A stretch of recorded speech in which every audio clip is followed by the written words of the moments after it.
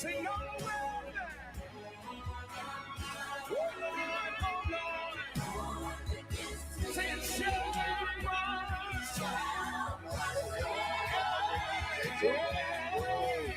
sing out your hands, let me see it. And when I think that I can't make it, I'm reminded that you don't fail. And when I think that I can't take it, I'm reminded that you are good.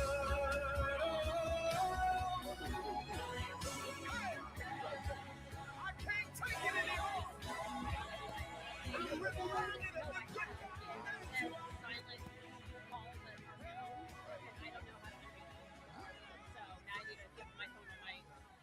Can you fix this for Hey, me? they're good for something, right? They are good for something. A lot of things, but we love it. We love it.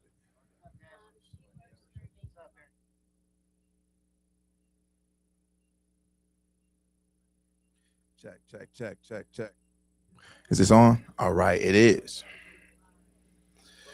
Okay, I would like to say hello and welcome back. Welcome back to the Tuesday night Huddle Up. I'm your host, Ali Porter. And you know what we're going to do right now? What we're going to do is we're going to give a huge shout out to everybody that's in the building.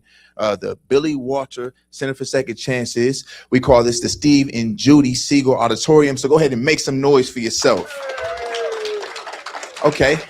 I'm glad we got it right the first time, because when I say make some noise, I'm saying make some noise. Don't be tapping and whispering, you know. But meanwhile, we also are going to go over to our friends with Nevada Department of Corrections. We got, I don't see them on the screen yet, but if they can hear me, I know we got Gene Conservation, we got Casa Grande and Southern Desert. So go ahead and make some noise for them as well.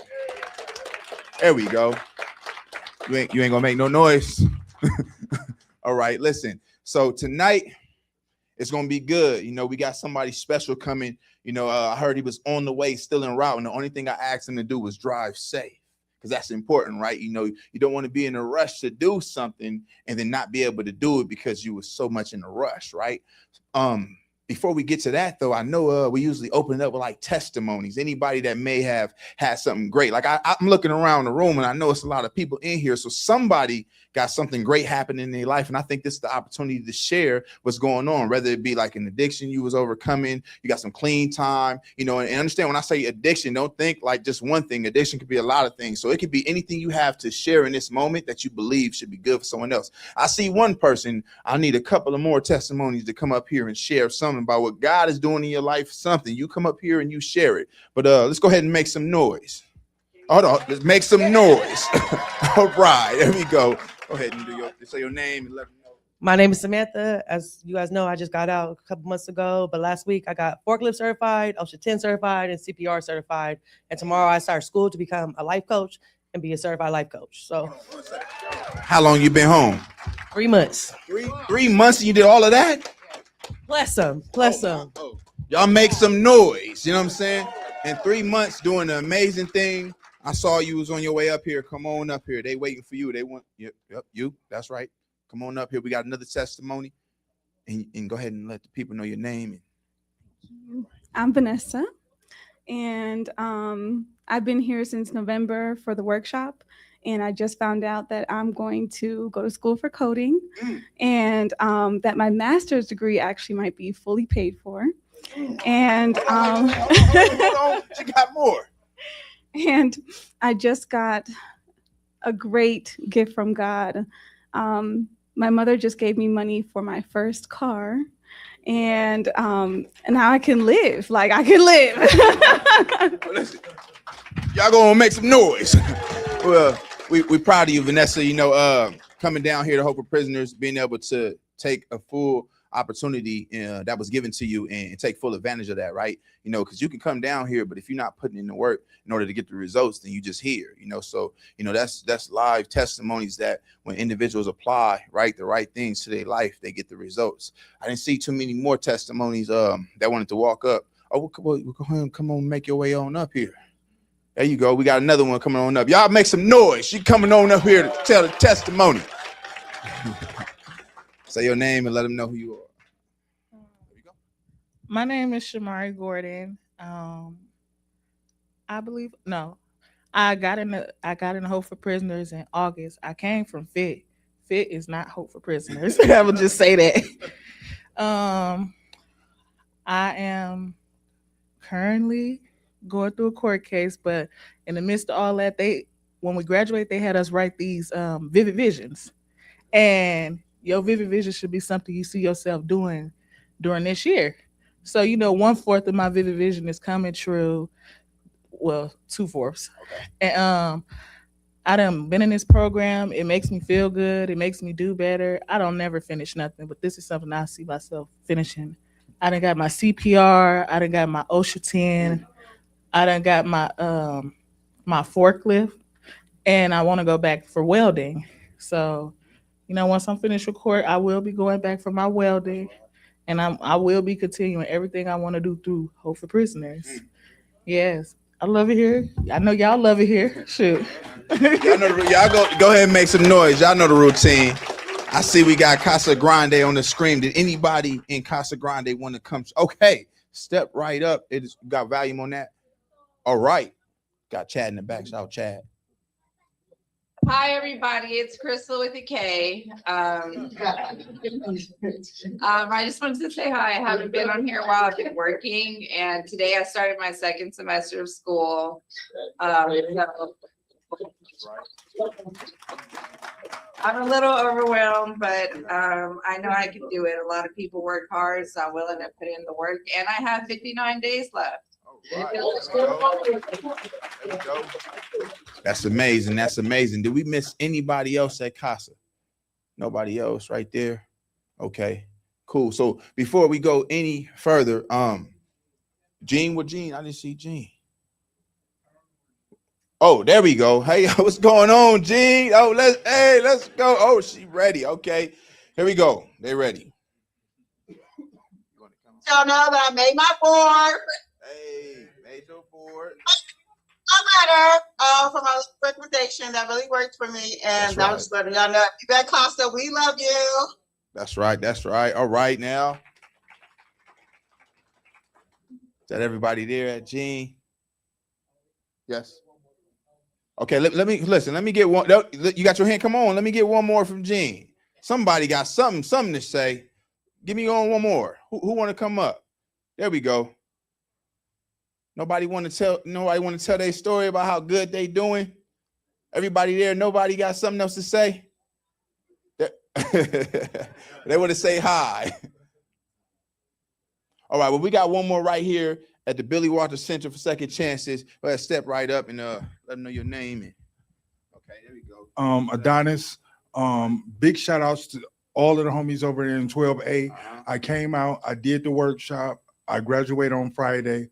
I did the electrician program over Southern Desert, but big shout out to all the homies over at 12A. Stop tripping. Come on out here. You do the work. You're doing the work up there. Come on out here and reap the reward. Yeah, man.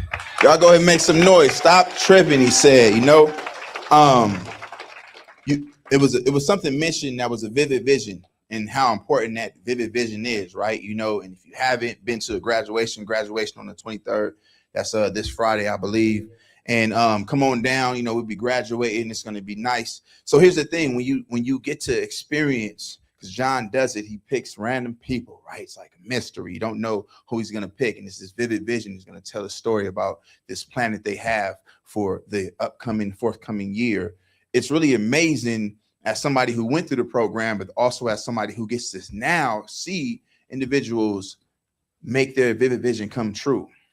And notice I put it on the individual and nobody else because it's all about what you put in, right? And I know that again from experience, But before we get started, we'll open up in prayer. And before that, though, I want us to make noise one more time. But specifically, I want us to shout out Chad in the back. So y'all shout out Chad in the back. Because you see this right here? That's what my guy do. So I want to, all right, now we ready. Y'all ready? Okay, so listen, y'all bow your heads. We're going to pray real quick. If you don't mind, it'll be all right. Thank you, Father, first and foremost, for bringing us here tonight together in this room, giving everybody traveling grace, allowing us to make it here safe. blessing us with the opportunity to learn from the speaker tonight. Lord, we ask that you bless his words, bless his mind, bless his thoughts, bless his action, and give us the ability to receive and understand everything that is being perceived.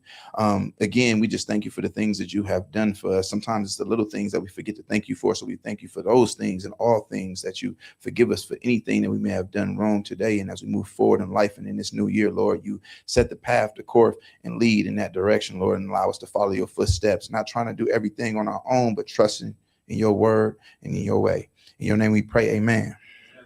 Well, listen, I did let you know it was going to be good. One of my personal favorites, I know him myself, Mr. You know what? I'll let him introduce himself. So y'all go ahead and make some noise for Eric. Eric Jensen, that is. Come on up.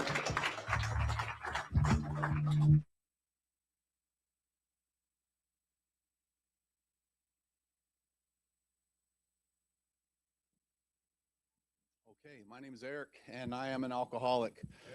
I apologize for being late. I was racing to get over here. The I-15 is thank you, Greg.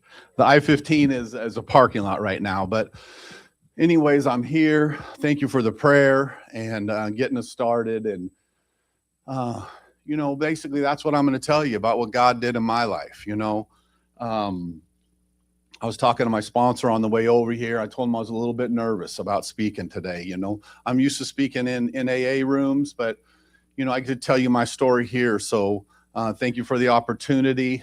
My sponsor asked me, was I going to tell you the story about Frank Cherry? And Frank Cherry is he's an AA speaker, and he's one of my favorite speakers, and he has Parkinson's disease. And so he shakes, and my sponsor was friends with him. And about 5-6 years ago, he spoke at the Las Vegas Roundup. And we're all sitting around at the table. We had our suits on. We just got done eating the dinner. And it's about 6:30. Frank goes on at 7. And Frank says, tells my sponsor, Mike, I'm going to go to the restroom. And Mike says to me, so Eric, why don't you go with him? So I'm walking with him. And, he's got the Parkinson's. So he walks real slow. And we walk all the way across the West Gate. We walk into the restroom. And it's one of these huge casino restrooms. There's like 12 urinals on the wall. And I walk up to the first one, and, the guy code kind of says skip a urinal and go to the next one. Well, he goes all the way down to the number 12 urinal. And I didn't pay too much attention. I finished up my business. I was washing my hands, and I hear him say, hey. And I look down there, and his hands are shaking, and his fly's down. And he says, can you help me out? And I'm like, is this what my sponsor wanted me to come with him? Is my sponsor zipped up his? And I'm like, oh man, what am I going to do? And I'm looking around, and then I'm thinking, God, he's our Saturday night speaker. I can't let him go out like that, And oh geez, I'm looking around. I don't want nobody to see, and I start heading down there. And he goes, just joking, and he zips up to his fly. He roasted me. I was so mad. I'll tell you, I just left him there. I walked all the way back. I was mad. And I get back to the table, and my sponsor looks at me. He sees the look on my face. He's like, are you okay, pal? I'm fine. I sit down. And anyways, Frank comes walking back. And Frank was originally from Beaumont, Texas. He lived in New York City for a while, and then he had been living in LA. So he had a real funny accent. But he walks up to the table and he says, hey, Mike, I really like your cub. He's willing to go to any lengths. And so I started laughing, and I kind of, gave myself a little bit of a break, and I tell that story just to kind of remind myself not to take myself too serious. I love the laughter. When I got sober, nothing was funny. My life was an absolute disaster.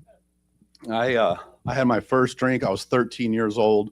My parents had gone out of town, and I was just finishing up the 8th grade. I had a younger sister who was a year and a half younger than me, and my brother was 7 years younger than me. So I kind of felt like I'm old enough to be on my own, but I wasn't old enough to take care of my brother. So it was probably a good thing that we had a babysitter.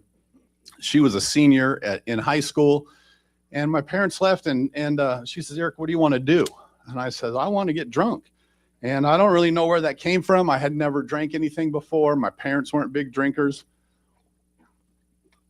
And About an hour later, her sister had brought over a 6-pack of Miller High Life. And I remember drinking that first beer, and I didn't realize how much anxiety I had or how nervous I was till I drank that beer, and it all kind of settled. And I was like, man, that's great. You know what? And then I said, watch this. I cracked the second one, go, go, go, go. And if one's good, two's going to be better. And I don't think I necessarily drank alcoholically from that point, but I was very aware of the relief that I got from alcohol. And I forged a relationship with that alcohol right then and there. And later on that night, I did some things with that babysitter that I had only been dreaming about. And I was always too afraid to like make a move or something. And, alcohol gave me courage. Alcohol took my fears away. And, and I loved it. I had a lot of fun, and, life wasn't too hard for me when I was younger. I was a good athlete. I was good at school. So life kind of came easy for me. And, I met a woman in my early 20s. I got accepted into a union apprenticeship here in town. And we were planning on getting married. And, life was just unfolding for me. Life was happening. Bill Wilson talks about I had arrived. I was about to have a family, about to be a dad, about to make some good money. And, at that time I was just kind of drinking on the weekends and maybe partying a little bit too. And before long, and she was okay with that, but before long I was drinking every day and then partying more on the weekends. And then pretty soon I was partying and drinking every day. And for me, that was using a lot of dope and a lot of other stuff too. And one day she says to me, Eric, I want a divorce. And I was like, what? And she's like, you do not resemble the man that I fell in love with. And I remember like being so taken by that statement because, I'm like, I'm still me. I'm still the same guy. And what she knew then that I didn't know was that alcohol and drugs had become more important than her, and in fact, they had become more important than everything in my life. And I basically pushed everything systematically out of my life that got between me and drinking. And she was, I didn't want to get divorced, but, my actions proved that alcohol and drugs were more important than her. And, that was my very first attempt at trying to get sober or trying to not drink. I looked on the AA hotline, thing and for a meeting, and it said, here's a newcomer meeting. I thought, that's me. I'm a newcomer. I'll go to the meeting. So I show up. There's a circle of about 12 chairs. There's about 6 or 7 people in there. 2 people are holding papers. And I hear somebody say, okay, the meeting's open. And I launch into, I want her back. I ruined my life. I hate who I am, and snot bubbles and everything. And the next thing you know, the guy says, oh, that's all the time we got. And, come back next week. So I come back next week, same group, same people, same guys with the pieces of paper. But this time I hear him say, please limit your share from 3 to 5 minutes. So everybody has a chance to share. And I was so embarrassed because I had shared, the whole time. It was a newcomer speaker meeting. And I was so embarrassed. I still never went back to that meeting. But I found another meeting right at the same place, Robindale and Green Valley, at that church. And I started going Tuesday nights. And I went to one meeting a week. I showed up at 6:58. The meeting started at 7. 8 o'clock, the meeting's over, and 8:02, I'm in the parking lot. And I'm telling everybody I'm in AA. I'm in AA. I have no idea how not in AA I am. No steps, no God, no sponsor, no big book, no fellowship, no service. But what I really want is for her to hear and for her to let me come back. That's why I was there. And, I had it in my mind that I won't drink for a year, and I'll show her, and I'll prove that I have power over this, and I made it 11 and a half months. And a friend of mine, he called me up and he's like, Eric, I know these girls and they're dancing and come over and we'll go see them. And I'm like, yeah, that sounds good. And I remember picking up a 12-pack of Bud bottles, and I drank 3 beers in the car on the way to his house. And that same sense of ease and comfort came over me. And I just remember thinking, why would I ever deny myself this feeling? This is when I come alive. This is when I can come out and play. This is when all my fears are gone. Why? And then who cares if she don't come back? I got my medicine. And what happens for me that night is what happened for me pretty much every night I drank. We went out to the club. I had that good feeling. I was drinking. I had that good feeling. We went out to the club. I started drinking that double shots of Jaeger. And the next thing you know, I got my chin on my chest and I'm drooling on myself. And the bouncer says, he's got to go. And my friend's got to carry me out of the place. And I'm arguing with him. I can drive. I'm fine. I'm fine.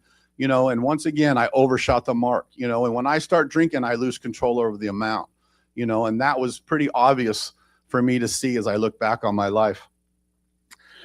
You know, I continued drinking and using, and my life consisted of, I would take a call, I would go to work for about a week, I'd make a few dollars, and then I would run for 3 or 4 weeks. I'd run out of money, I'd go back to work for a week, I'd run, and that's what my life was. And you know, I started having bad hallucinations, visual, audio hallucinations, and I knew I was in trouble. And I knew a guy that had gone to treatment and got sober. And I'm like, that's what I need. I need to go to treatment and get sober.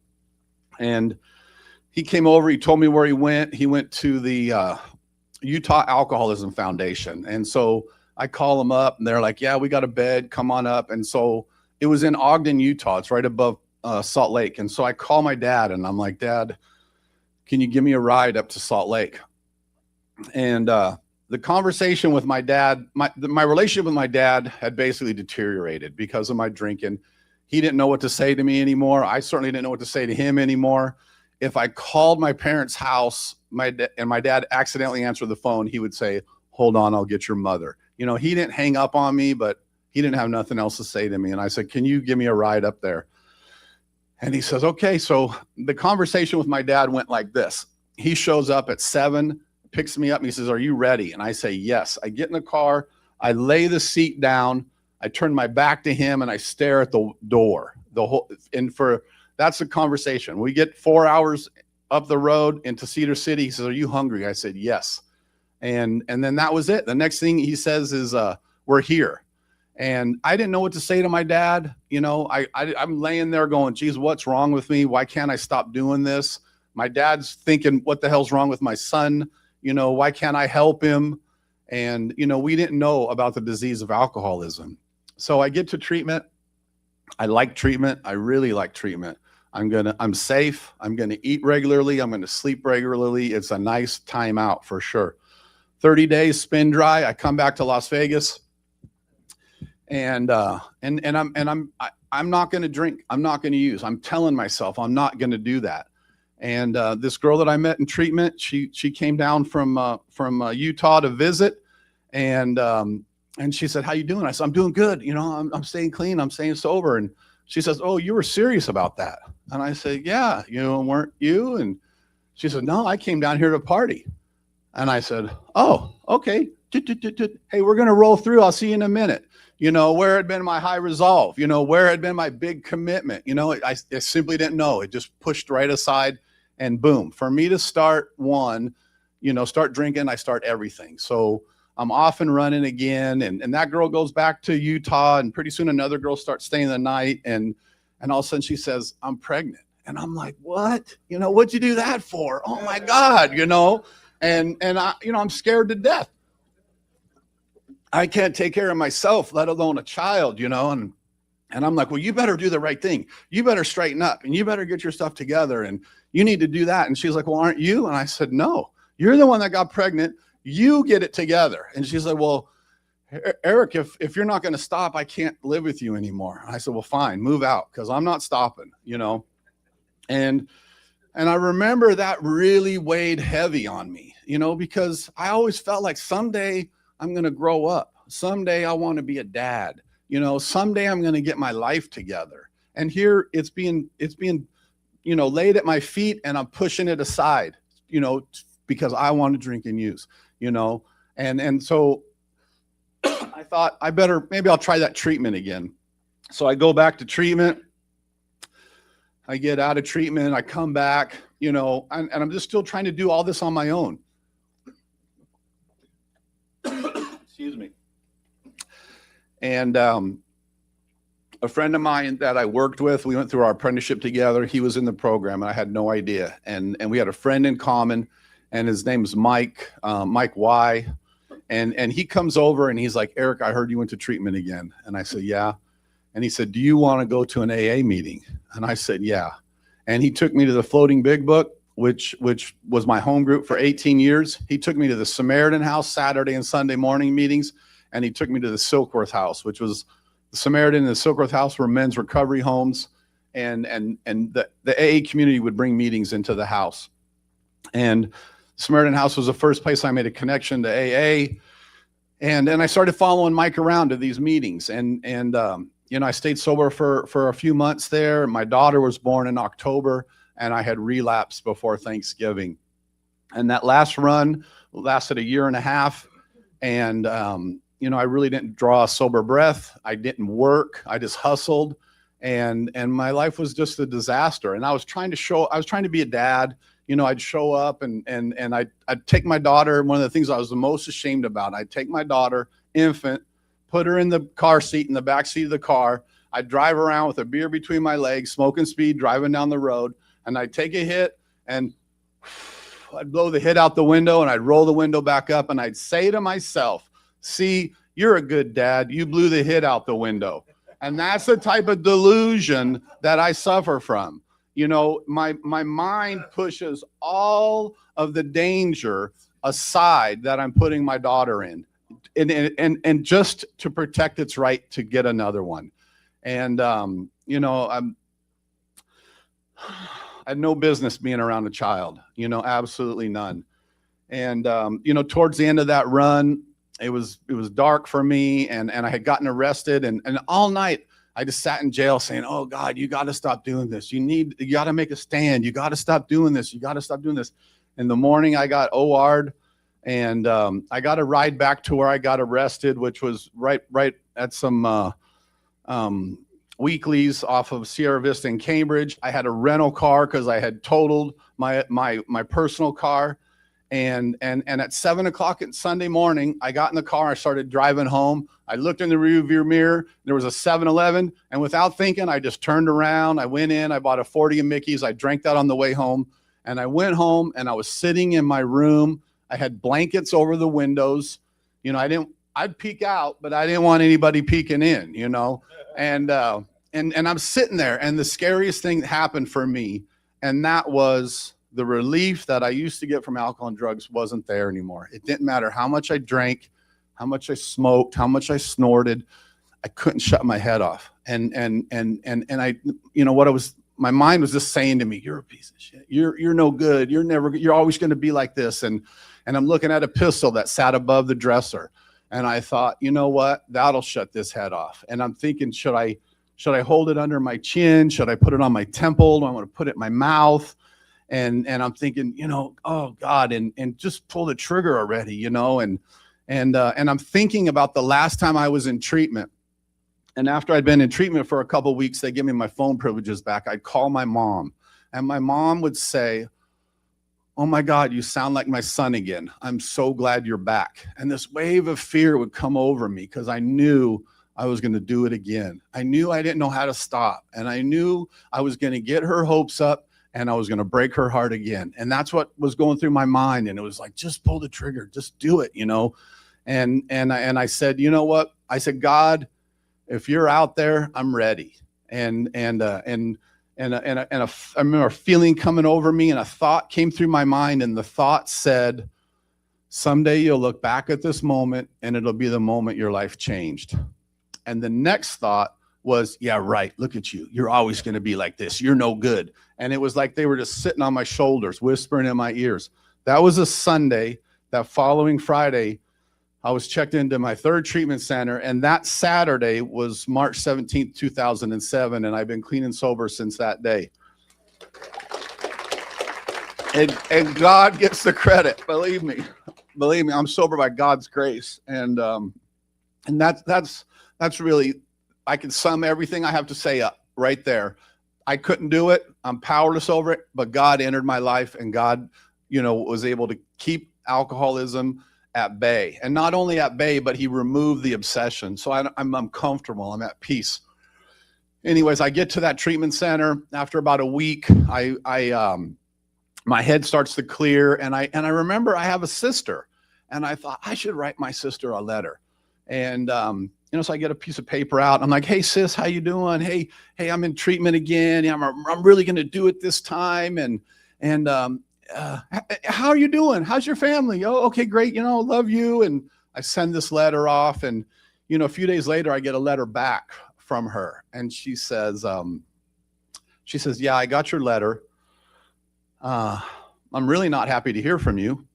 I've heard all this shit before. You haven't written me a letter since the last time you were in treatment, but good luck. And I'm thinking to myself, what a bitch. Doesn't she know I'm sober 10 days? What's her problem? And I get to AA and you tell me that I'm selfish and self-centered. And I say, no, I'm not. I share. I don't realize, for me, it's like looking through a straw, and all I can see is that little thing that I'm chasing. And really all that is I want another one. I don't want to feel. And then I get sober, and, all of a sudden there's these peripheral vision opens up, and I'm like, oh, wow, how long you been here? And those are my family members, and anyways, I'm having nightmares about my daughter's mom putting our daughter up for adoption while I'm there. And I'm losing it. I'm like, I gotta leave. I can't stay. And my counselor's like, well, let's call home. Let's check. And so they do. And my daughter's okay. And so they tell me to start seeing the psychologist lady, and I start seeing her, and she calls me in her office and she says, Eric, do you believe in God? And I said, yeah, I believe in God. And she says, well, who is God to you? And I said, well, he's the judge. He's the scorekeeper. He's sitting on high and he's tallying the marks. And I knew that my marks had been in the bad category for a long time. And I had bought into the belief that God's love for me was contingent on my behavior, and so I was unworthy. God didn't love me. I was like a bad kid. And she says, well, how old's your daughter now? I said, she's 1.5 years. She says, have you taught her to walk yet? And I said, yeah, I taught her to walk. And she said, well, how'd you do it? I said, well, I get down across from her and I put my arms out and I encourage her. I said, come on, you can do it, sweetheart. You can do it. She says, well, what happens when she falls down? I said, well, I pick her up and I dust her off and I encourage her to try again. And she says, well, do you stop loving her just because she doesn't get it right the first time? And I said, no, that's absurd. And she said, well, maybe, just maybe, that could be the concept of your new higher power, that God loves you like a father loves an infant child. And it was subtle what she said, but it was profound because it just shifted my perception, and I could get my head around that because I felt that, when my daughter was born, I loved her. And it wasn't like she did anything or could do anything to make me love her any more or less. It was just like, it was just there. And even before she was born, I'd rub her mom's belly and tell her I loved her. And I always would just dream about holding a daughter. And I told her mom, I said, we don't even need to pick a boy's name. We're having a girl, And so that worked for me. Maybe I am a child of God. Maybe God does love me. Maybe God loves me in spite of the way I've been living, and the things I've been doing. And that treatment center was worth its weight in gold, because they told me the truth about alcoholism. And they said, treatment is not a cure for alcoholism. If you're an alcoholic, what you need is to go to a meeting the day you get home. You need to ask somebody to sponsor you in that very first meeting. And you need to do the steps of Alcoholics Anonymous. And I remember thinking, really? That's kind of aggressive, don't you think? But you know what? That's what I did. When I got back home, I started going to those meetings that Mike took me to the Floating Big Book, back to the Samaritan House. And one morning at the Samaritan House, I hear a guy share that he'd killed a guy driving drunk. And what was the worst thing that ever happened to him turned out to be the best thing that ever happened to him. And I was so puzzled by that statement. I was like, what do you mean? How could that be? The worst thing? But what I could relate to was my life, it was the worst it had ever been at that time. And it had been a succession of, this is the worst my life's ever been. And 6 months later, oh, geez, this is the worst my life's ever been. And 3 months after that, this is the worst. It was just a steady decline. And I walked across the room and I asked that man to sponsor me. And he started introducing me to a God of my understanding. He started taking me through these steps. And it just absolutely blew my mind that another man had ideas and suggestions for me on how to live my life that actually benefited my life. I'm Eric. I know what Eric needs. Who would know better than Eric what Eric needs? But I didn't know anything about living life, on life's terms. And he did. And I started taking these actions that didn't make sense to me. But when I would do it, my life would get better. And I started to get a little bit of hope. And then pretty soon I was like, well, what else you got? What else can we do? And my life started getting better by taking these actions. And typical alcoholic, if it feels good, I want more, And so I started chasing the program of Alcoholics Anonymous. I found a sufficient substitute to alcoholism in the 12 steps and in the fellowship of AA. Not long after I got home, I ended up, I had a place, but I was afraid to go there. And so I was living with my parents, and my parents said, this weekend, we're going to go up to Park City. Do you want to come with? And it had been a long time since I'd been invited on a family vacation. And so I said, yeah, I'll go, but I think I should go to a meeting when I get up there. And anyways, we get to this meeting and everybody pretty much shared. And I went to share and they're like, oh, sorry, it's just a 45-minute meeting. But if anybody's interested, we're going to go to the DeFay Roundup in the DeFay Mountains and meet at the Sinclair gas station at 5 o'clock. And I'd never been in this town before, and I didn't even know what they were talking about. And so I just left and went home with my parents. But all through the day, it kept popping in my mind, like, I wonder what they're doing. I wonder what that's all about. And I just felt like this nudge, like saying, go do that. And I finally asked my parents, I'm like, would you mind dropping me off over there? And they're like, okay, and on the way over there, I'm like, isn't this the strangest thing? I'm in a town I never been to before. I have no idea who these people are. I have no idea where we're going. But something's like nudging me to go and do this. And we drive up to the mountains. The guy's name was Gordo and his wife was Lori. And we drive up to the mountains. We get to the top of the mountains where the roundup was. And as soon as Gordo gets out of the car, people, they know him. And they're coming up to Gordo. Hey, Gordo, how you doing? And he'd say, hey, this is my friend Eric. He's from Las Vegas. He's got 3 months. Oh my God, 3 months? Oh, that's fantastic. Eric, right on. Nice to meet you. Hey, come sit with me. I got an extra chair. Are you hungry? I got some hamburgers. I got some chicken. What are you hungry for? You want Pepsi, soda? What do you need? And I was like, whoa, what are these people doing? Why is everybody being so kind to me? And AA was loving on a newcomer. And it was so uncomfortable for me.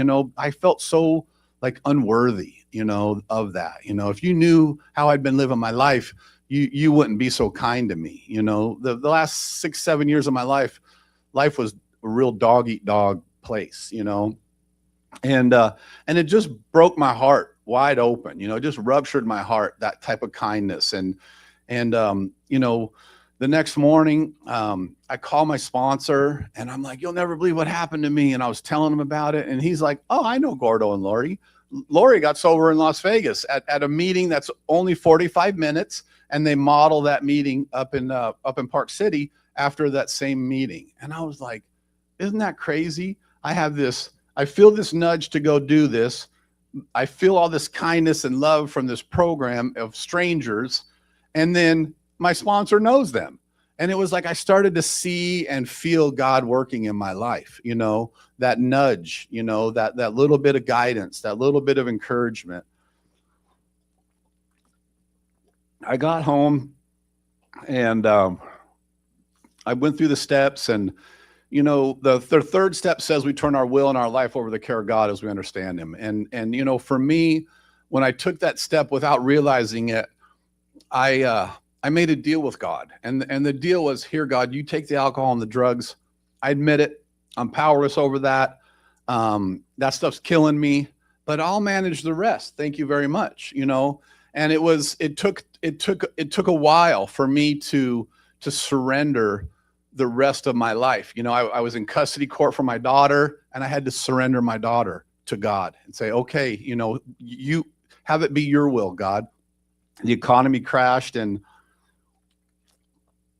whatever it was, 2010 or 9 or 10, whatever it was, I was out of work for 2 years. Okay, God, here, you take my finances. I had some cancer a couple years ago. Okay, God, here, you take my health. And I was sitting with that in my meditation. I was like, geez, what am I still holding on to? What is it that I'm unwilling to give God? And I was thinking about it. And And I can usually tell because my teeth are clenched and I got my hands around it and I'm like, oh, making it, I want it to be my way. And I wanted my daughter to go to a certain college. And I wanted her to go there because my sister lived there. She could live with my sister. My sister could tutor her. My nephew went to that same school. He could show her around. The coach had come and recruited my daughter. I mean, it was just like, that was the way to go. And I was like, okay, you know, and something was just telling me, let go of that. Stop forcing that. And I let go of it. And then it wasn't long and my daughter came to me. She's like, Daddy, I don't want to go to that school, you know? And I was like, okay, all right, well, we'll figure it out. You know, we'll see what happens. We were at a tournament. A coach walked by, saw my daughter, and then ended up watching the rest of her game and offered her to come to where he played or where he coached. And that was in Southern California. Turns out it's 30 minutes from where my brother lives. And my brother's family and our family had been estranged for like 15 years. No Merry Christmas, no happy birthday, no nothing. And by her going down there to go to school there, it created an opportunity for our family to go down there, to see them, to go out to dinner. We stayed with them. We'd go to the games together. And it created an opportunity for our family to reconcile and to heal. And you know, God's plan for my life is so much better than anything I can think of or see. You know, I don't even know what God's working on, but when I'm forcing something and pushing something, it's typically going to be against what God's trying to do in my life. So I try to be fully surrendered and I try to not hold anything back, you know? So, you know, here, God, you have all of me, you know, all of it, you know, take me where you want me to go. Have me meet who you want me to meet. Have me say what you want me to say and help me get out of the way, you know, and that's my prayer for today.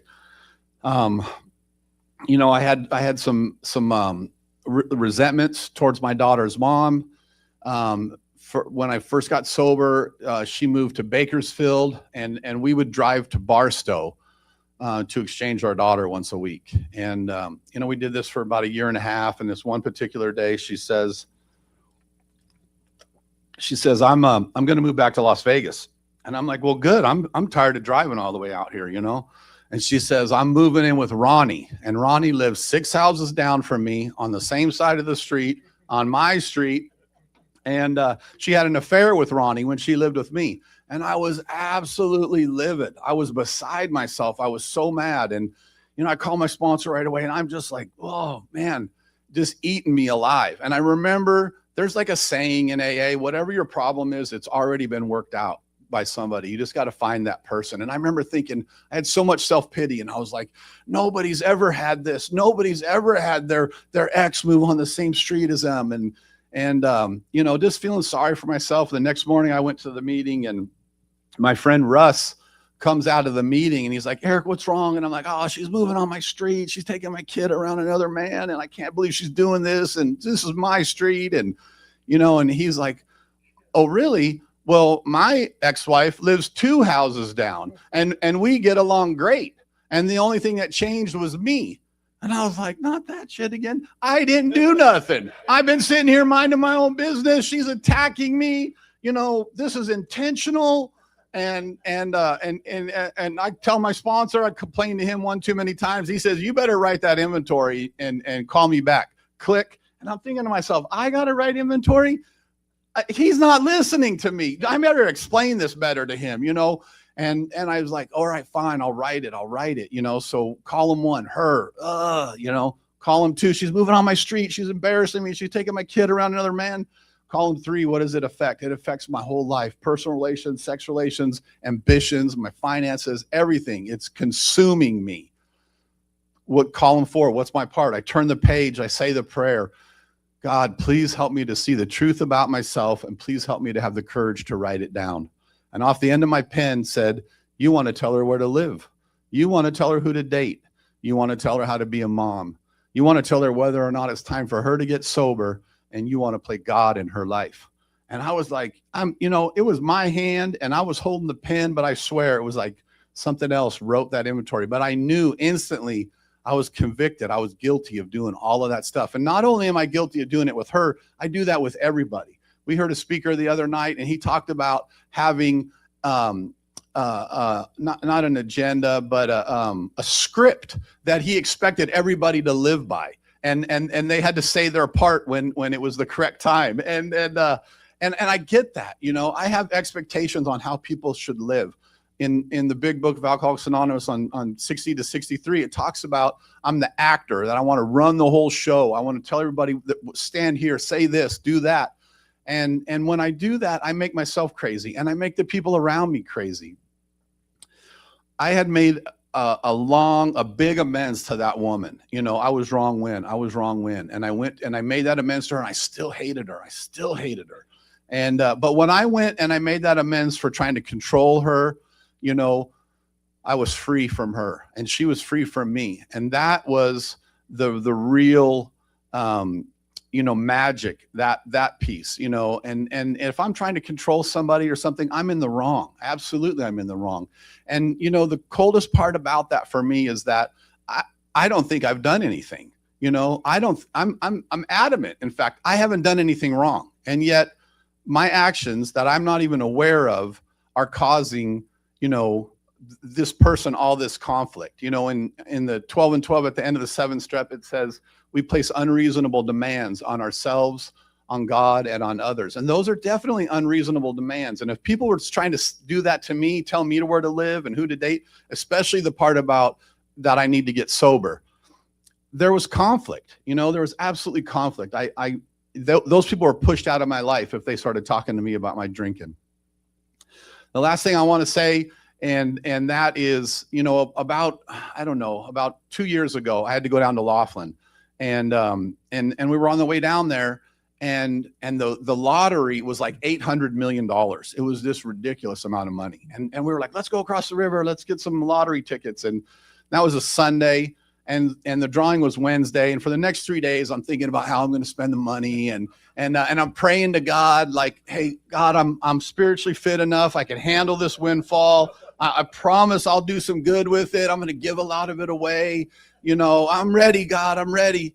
And, you know, I don't even hit one number. I'm not even close. And I'm like all dejected, like, what happened, you know?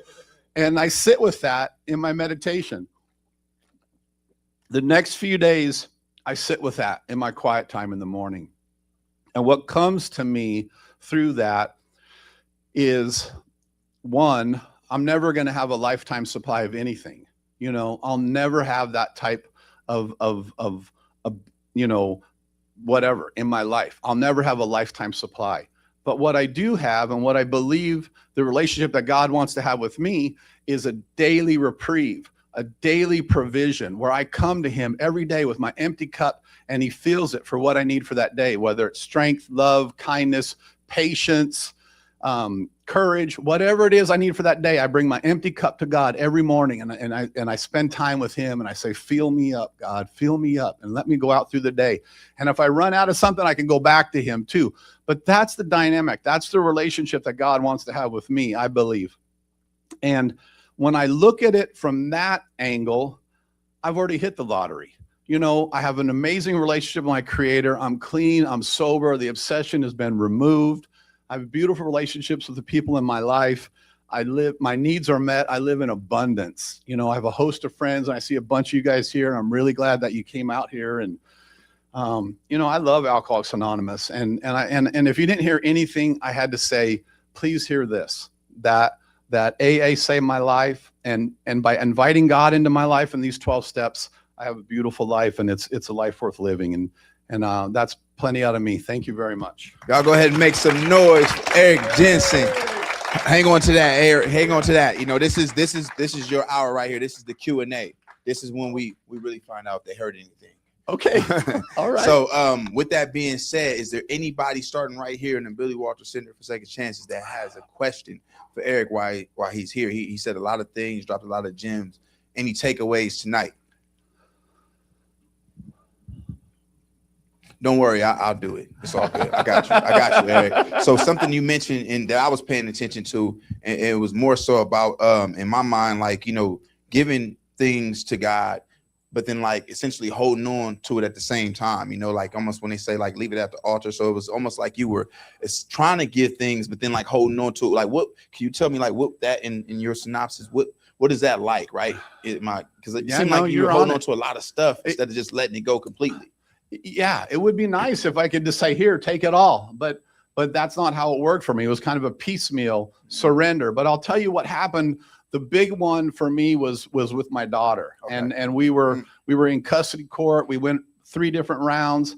And I'll tell you what happened is right when we were getting ready to go for the second round, my sponsor gave me some direction. And he said that he wanted me to write a letter to my daughter's mom and give her total and complete control over the entire situation, whatever visitation she wanted, whatever child support she wanted, and that I would accept whatever conditions she came up with. And I was like, are you crazy? You know, and I mean, this is treacherous, you know, and are you kidding? I mean, you want me to turn my kid over like that? And I remember thinking like, well, where's that in the book? You know, and you know, but it is, we cease fighting everything and everyone. You know, and I did that, and I sat with her on one of those times I went to Barstow, and she read it, and she said, well, Eric, I don't want to make all the decisions. I want to work it out together. And it opened the door for her and I to start, you know, co-parenting and working towards a solution. And you know, I've raised my daughter. I had full custody of her since she was 4 years old, and for the most part, it's just been her and I. But you know, I remember after a while, you know, some of the crazy stuff that happened. And I remember going to my sponsor and I'm like, now that you see all this crazy that's happened, would you still have asked me to write that letter? And without hesitation, he says, of course, pal. Right. He says, it's not about trusting her. It's about trusting God. There it is. He might as well hit me in the head with a cymbal. For that. You know, and I was like, clap for that. It said, let go and let God. So listen, before I let you go again, we have a question for you. So you go ahead, answer your. Right. Hello, my name is Tiffany, and I don't get like the AA thing because I never went to AA, and it took for me to come all the way to prison to really get like the grasp on my life and where you're talking about your kid. Like I never had that that separation with my kid, so I really do respect the journey that you have come through to get to your kids. And I just appreciate your whole little journey. I'll go ahead and make some noise. Thank you very much. Thank you. And then sometimes it's like that. Like, you know, as we got to another question in Casa Grande, I'll say like sometimes like that. Everybody has their different journeys on what helps them see the bigger picture. So, you know, glad for sharing yours. So we have a question right here in Casa Grande. Go ahead, young man, step up. Yeah, I just wanted to ask you, you feel me, like what motivated you to overcome what you overcame? You feel me? Well, you know, for me, it was, you know, alcohol and drugs took me to a place where I hated who I'd become. And I didn't want to be me anymore. And I had lost the will to really want to live. You know, I knew that I didn't want to live the way I was living. I couldn't stand who I'd become. You know, I always wanted to grow up and be a good guy, and it just, you know, it just seemed to be working out, you know, and the person that I became, you know, I didn't like, and so I needed to make a change in my life. So, you know, basically I just invited God into my life, and you know, the AA piece is a community. It's a fellowship of people that have had a similar experience with addiction, with alcoholism. And they found a way to live happy, joyous, and free lives, and be restored to their rightful place in their families. You know, men become dads again. And, you know, that's one of my favorite things is seeing family restoration. And you stick around a little bit and you'll see that a lot. All right. And then another thing, when you said, you feel me, you had grabbed a gun off the shelf and put it to yourself, what really like stopped you from doing that? Like Well, I think that God intervened in my life at that time, you know, because I did not want to live anymore, and I hated who I'd become, just like I said, and you know, it took me to that place where I couldn't live with it and I couldn't live without it. And our book talks about we have 2 choices. One is to accept spiritual help or continue blotting out the intolerable existence of our lives. And I can relate to the intolerable existence of my life. So the only other option was, you know, ask God for help, you know? Yep. Yeah, thank you. Thank you. Appreciate that, man. Both of those are too good. Y'all clap it up. Those are two good questions. I don't see any other questions. So without further ado, man, we do appreciate you, Eric. You know, y'all make some noise for Eric Jensen sharing this story tonight, coming out with us. As I move in, go ahead, take your time. You know, take your time. Yes, sir. Thank you. So you know, that's it for the night. As we wrap it up for the Tuesday Night Huddle Up, we appreciate everybody who joined us, everybody who came out, and we see you guys next time. The Hope for Prisoners Tuesday Night Huddle Up. I'm Ali Porter. Have a good night. Blessings.